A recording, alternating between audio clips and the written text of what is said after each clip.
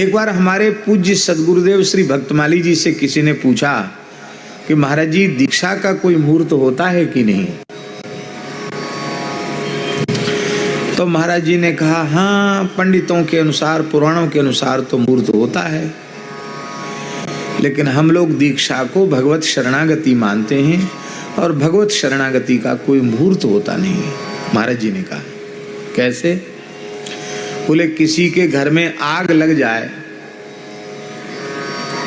तो पंडित जी के यहाँ जाकर मुहूर्त नहीं दिखवाता है कि महाराज पंचांग देख के बताओ घर में आग लग गई है, हम किस मुहूर्त में घर छोड़ें।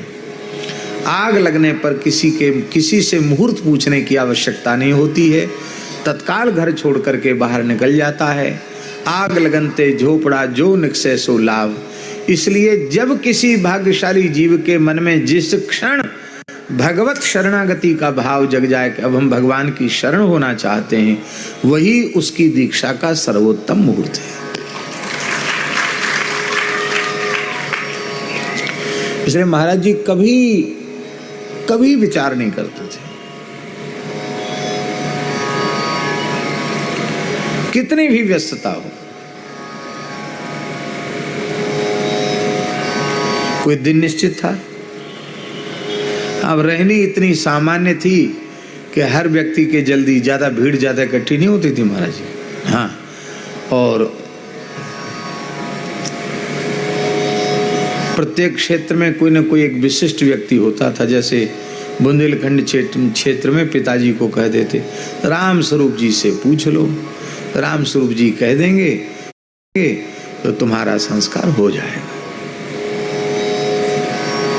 कहते उनसे पूछ लो, मतलब अब सारी जिम्मेवारी उनकी हो गई है। तिलक लगाएगा, कंठी बांधेगा कि नहीं, क्या करेगा क्या नहीं करेगा, सारी जिम्मेवारी। बमहोरी में कुछ ब्राह्मण बालकों को संस्कार हो रहा था, पिताजी संकल्प वगैरह कराते थे। तो महाराज जी से प्रार्थना की कि महाराज जी कुछ दीक्षा का उपदेश दें।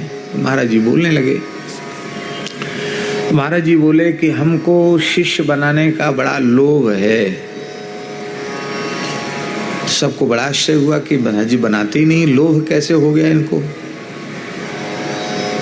तो बोले हमको इसलिए लोभ है कि शिष्य होंगे तो उनमें कोई न कोई एक तो राम स्वरूप जी के जैसा निकल जाएगा, जिसके नाते से दीक्षा देने वाले का भी कल्याण हो जाएगा। पिताजी ने कानों पर हाथ रख लिया, रोने लग गए। त्रिछारिया परिवार में दीक्षा हो रही थी। इतने प्रसन्न थे महाराज जी आचार्य वाले पंडित जी के ऊपर। इसलिए हम दीक्षा देते हैं, एक तो कोई न कम से कम इनके जैसा निकल जाएगा।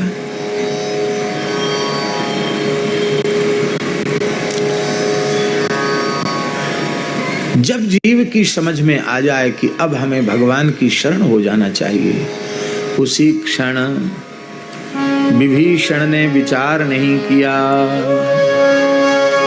सीधे ही कह दिया राम सत्य संकल्प प्रभु सभा काल बस तोर, मैं रघुवीर शरण अब जाऊं देहु जनिकोर। मैं राम जी की शरण में जा रहा हूं, हमें दोष मत देना।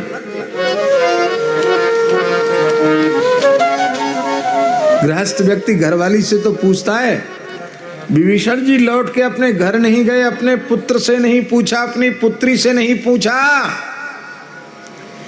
और अकेले ही आकाश में चले गए। उनके 4 सचिव थे, वो सचिव तो उनकी काया की छाया के जैसे थे।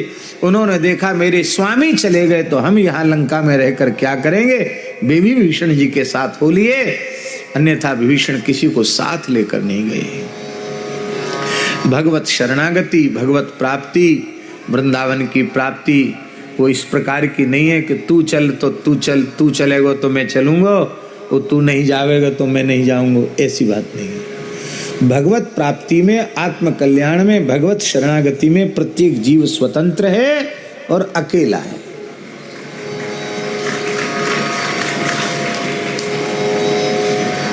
यही भाव से किसी दूसरे के ठेकेदार मत बनो, किसी के ठेकेदार मत बनो। केवल आत्मनिरीक्षण करो और गुरु और गोविंद को छोड़कर दृष्टि संसार में कहीं जाए नहीं, बस। और देखना हो, दृष्टि डालनी हो तो रोज अपने ऊपर दृष्टि डालो कि हम इस पथ में आगे बढ़े हैं तो कितनी सच्चाई से आगे बढ़ रहे हैं और कितना लाभ हमें, कितने अंश में लाभ हुआ है, ये स्वयं अनुभव करने की चीज है। मेरे श्याम